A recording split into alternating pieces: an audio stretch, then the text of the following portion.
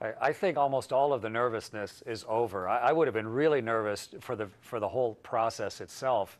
It is so audacious to even think that we could make that happen. And to have had it land and with a tiny little bit of gravity, of course, bounce ever so slowly like a super slow motion camera collision, and then finally bounce to a stop. And the fact that it's still working and sending data and images from so far away, I think it's just marvelous. Now's not a time for nervousness. Now's a time to gather all the science we possibly can. Okay, and I have to admit, I was skeptical, so I was very impressed that it made it at all onto the comet's tail. Right, now, talking of audacity, I have a bone to pick with you. You've told us all along that you're an astronaut. I don't believe you. I think you're an artist. I've been looking at the photographs in your book, and they are stunning. Well, I had a really good subject to take pictures of, and the ultimate tripod as well of being on the International Space Station. And also I took thousands of pictures and tried to choose the ones that showed the world at her very best for the book. So I'm glad you enjoy it. It's such a unique and privileged human vantage point to see the world from on board the space station, and I did my absolute best to share it with people in the book. I'm going to pick out just a few of them, and I want to start with the one of the Eye of the Sahara, Mauritania, which is just magical. Isn't that a bizarre thing to look at?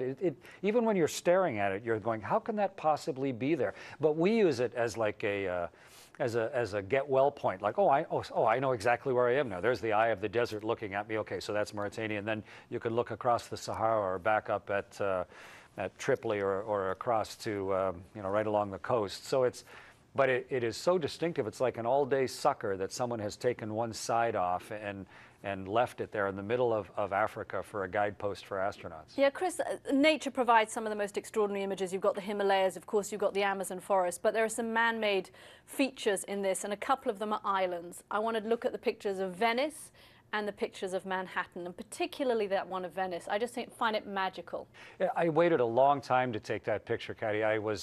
I tried to get pictures of Venice. It's often hazy or a little bit of cloud coming down off the Alps. And finally, one day, I saw that it was going to be clear. I grabbed the camera, and I was waiting for the angle between the spaceship and Venice and the sun to be just right so that it really caught the light, so you could see the actual pink of the rooftops and the thin umbilical from land bringing everything out to that very improbable little city in the bay. And to me, it showed a lot of the history of the place in that one quick snapshot. I was really pleased with how it came out. Yeah, I love that one. I love Venice as well. And then the other ones I love, of course, are of New York City and New York in the daytime. But I was really struck by the ones of New York at night. There's that city of Manhattan at night, and of course, it's all glowing with lights, but particularly Midtown Manhattan. And I swear to God, it is Times Square that is lighting up like a beacon.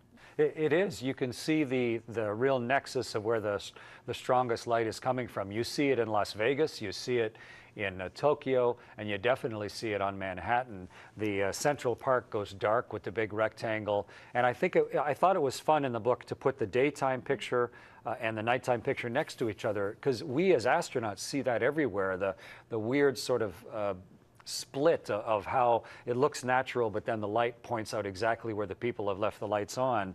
And to see the two in such a heavily populated area, I thought was really instructional as well as self-reflective of our fear of the dark.